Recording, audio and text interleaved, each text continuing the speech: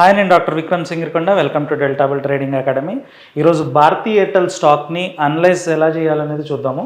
So స్పెసిఫిక్గా Bharati Airtel ఎందుకు చూస్ చేసుకున్నానంటే, last 2 డేస్గా చాలా మంచి ర్యాలీ రావడం జరిగింది. ఇప్పుడు 1230 దగ్గర ఉంది కదా ప్రైస్. 1200 దగ్గర ఉన్నప్పుడే మనం ఈ ప్రైస్ ర్యాలీని కనుక ఐడెంటిఫై చేస్తుంటే 1220 కాల్ ఆప్షన్ని ట్రేడ్ చేసినట్లయితే 70% రిటర్న్ ఆన్ ఇన్వెస్ట్మెంట్ వచ్చేది. ఎన్ని డేస్లో? 1 డేలో. సో ఇది ఒక అంటే 1 డే హోల్డ్ చేసినంత మాత్రాన మనం 70% వచ్చేస్తుంది. కాబట్టి దీన్ని బేస్ చేసుకొని నెక్స్ట్ టైం ఇదే కైండ్ ఆఫ్ డాటా మీకు చార్ట్లో కనబడ్డప్పుడు మీ దగ్గర ఉన్న మనీ మొత్తాన్ని తీసుకెళ్ళి అక్కడ పెట్టేసేయండి, గుడ్ ఆపర్చునిటీ మిస్ అయిపోతారు అని చెప్పట్లేదు. ఎందుకంటే ఇలాంటి డాటా బేస్డ్గా మనం ట్రేడ్ చేసినప్పుడు ఏమవుతుంది అంటే, ఇప్పుడు ఈ మూవ్ మిస్ అవ్వచ్చు కాక, కానీ నెక్స్ట్ టైం మళ్ళీ ఇలాంటి డాటా వచ్చినప్పుడు, ఇలాంటి ఆపర్చునిటీ వచ్చినప్పుడు రైట్ రిస్క్ మేనేజ్మెంట్ తోటి మంచి ట్రేడ్స్ కనుక పార్టిసిపేట్ చేసినట్లయితే ఇలాంటి మూవ్స్లో మనం పార్టిసిపేట్ చేసుకొని మంచి లాభాలు తీసుకోవడానికి అవకాశం ఉంటుంది. కాబట్టి ఆ ఉద్దేశంతో మనం ఎలా అనలైజ్ చేయాలనేది చెప్పడం జరుగుతుంది.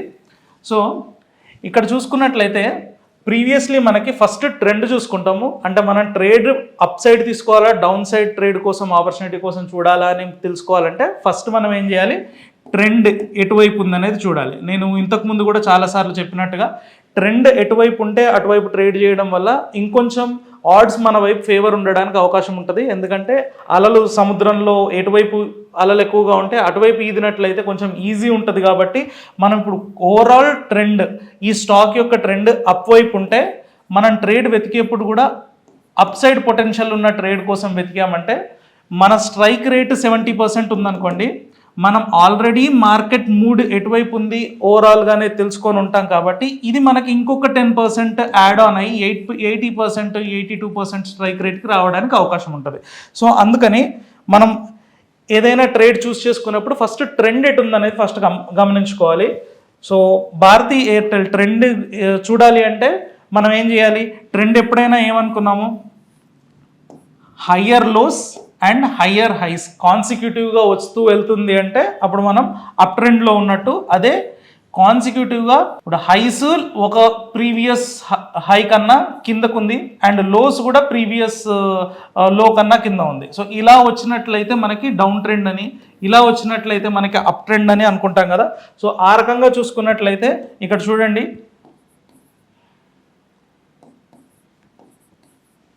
సో ఇది నీట్గా అప్ ట్రెండ్లో ఉంది.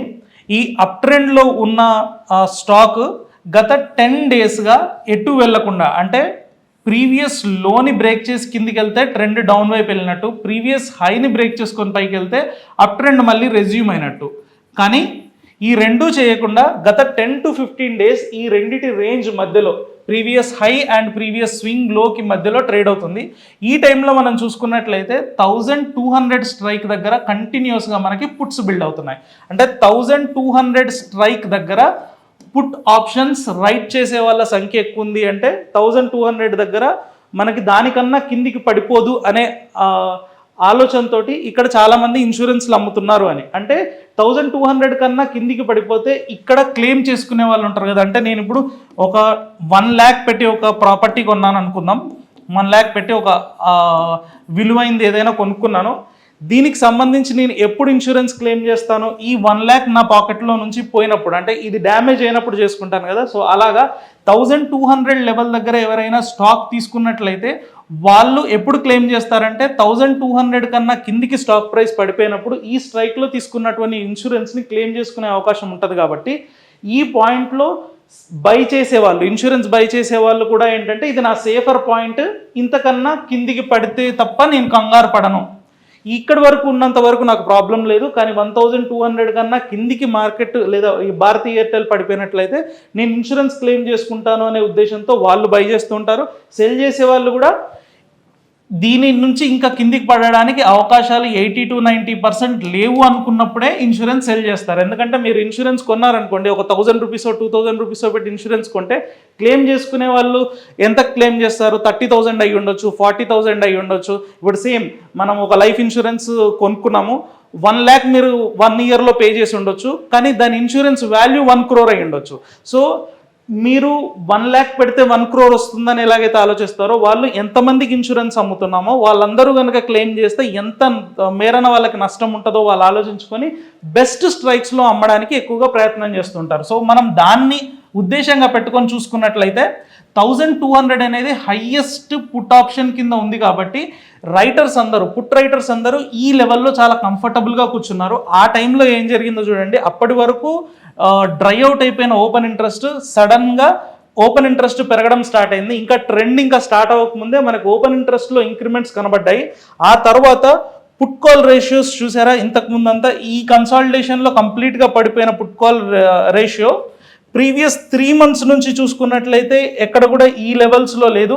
సో 0.2, 0.3 దగ్గర నుంచి మనకి ఈరోజు పీసీఆర్ వచ్చేసి 0.46 దగ్గరకు వచ్చింది. అంటే నెంబర్ పరంగా మనకి చూసుకున్నట్లయితే 0.2 కదా అన్నట్టు అనిపిస్తుంది. కానీ మీరు పాస్ట్ డాటాను గమనించినట్లయితే ప్రీవియస్ హై కన్నా హాఫ్ ఆఫ్ ది పీసీఆర్ ఇప్పుడు పెరగడం గమనించవచ్చు మనం. అంటే మార్కెట్లో సెంటిమెంట్ అనేది బుల్లిష్ వైపు టర్న్ అవుతుంది అని మనకి 9th రోజే మనకి తెలియడం జరిగింది. 9th రోజే ఈ డాటా అంతా బిల్డ్ అవ్వడం జరిగింది. ఈ 9th రోజు కనుక మనం రైట్ టైంలో ఈ ఆపర్చునిటీని క్యాచ్ చేసుకున్నట్లయితే ఈరోజు 1220 స్ట్రైక్ ఎందుకు చెప్పాను అంటే 1220 స్ట్రైక్ నిన్న 40 డెల్టా దగ్గర ఉంది. సో జనరల్లీ మొమెంటమ్ ట్రేడ్స్ చేసేప్పుడు ఏ డెల్టాను వాడాలి, ఎన్ని డేస్కి తీసుకునేప్పుడు ఎలాంటి డెల్టా స్ట్రైక్లో చేయాలి అనేది మీరు ఆప్షన్స్ గురించి పూర్తిగా తెలిసినట్లయితే మీకు అవగాహన ఉంటుంది. లేకపోయినా కూడా నేను మీకు ఇంతకుముందు కూడా చెప్పాను, ఏదైనా ఒక స్టాక్లో మీరు బుల్లిష్ ట్రేడ్ తీసుకునేప్పుడు అది ఏ ప్రైస్ దగ్గర నడుస్తుందో ఆ ప్రైస్ దగ్గర మనం కాల్ ఆప్షన్ కొనేసి ఒక 2 to 3 strikes above call option అమ్మమని చెప్పాను కదా, ఇది బుల్ కాల్ స్ప్రెడ్ అంటారు. ఇలా చేసుకున్నా కూడా మీకు అంటే ఏ డెల్టాస్ సపరేట్గా చూసుకొని గ్రీక్స్ చూసుకొని చేయాల్సిన అవసరం లేకుండా ఇలా చేసుకున్నా కూడా మీకు కంప్లీట్ ఈ ట్రేడ్లో 70% రిటర్న్ రాకపోయినప్పటికీ ఇలా చేసినప్పటికీ మనకి 50% గ్యారంటీడ్గా రిటర్న్ రావడానికి అవకాశం ఉండేది. సో ఇది మనకి టోటల్గా 175 డెరివేటివ్ స్టాక్స్ ఉంటాయి కదా, ఆ 175 స్టాక్స్లో ఎప్పుడు ఇలాంటి ఆపర్చునిటీ వస్తుంది, ఏ టైంలో మనం దీన్ని ఎంటర్ అవ్వాలనేది ఎలా తెలుస్తుంది అంటే డెల్టాబుల్ ట్రేడ్స్ యాప్లో మనకి కంటిన్యూస్గా రియల్ టైం మార్కెట్లో అలర్ట్స్ని ఇవ్వడం జరుగుతుంది.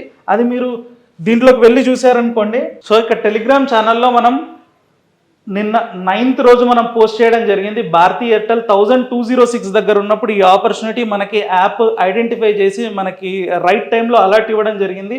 ఆ తర్వాత ఈరోజు చూసుకున్నట్లయితే అది మనం 70% రిటర్న్ 1227 దగ్గర ఆల్మోస్ట్ మనం దీన్ని ట్రయల్ చేసుకొని ఎగ్జిట్ అవ్వడం కూడా జరిగింది.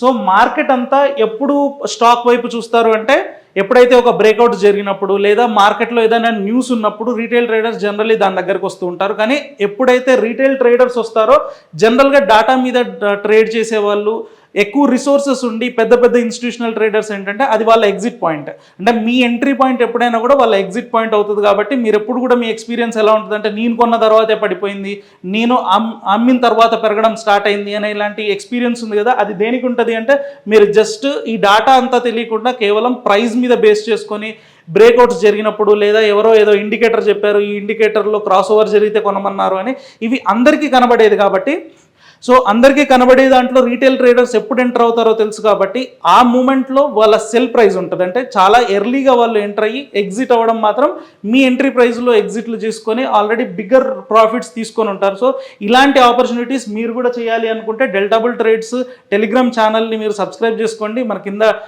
ఫస్ట్ పిన్నెడ్ కామెంట్ సెక్షన్లో ఉంటుంది, ఆ లింక్లో మీరు సబ్స్క్రైబ్ చేసుకున్నట్లయితే ఇలాంటి అలర్ట్స్ కంటిన్యూస్గా మీరు పార్టిసిపేట్ చేయడానికి అవకాశం ఉంటుంది. మళ్ళీ ఇలాంటి అనలిటికల్ వీడియోతో నెక్స్ట్ వీడియోలో కలుసుకుందాం. అంతవరకు థ్యాంక్ యూ.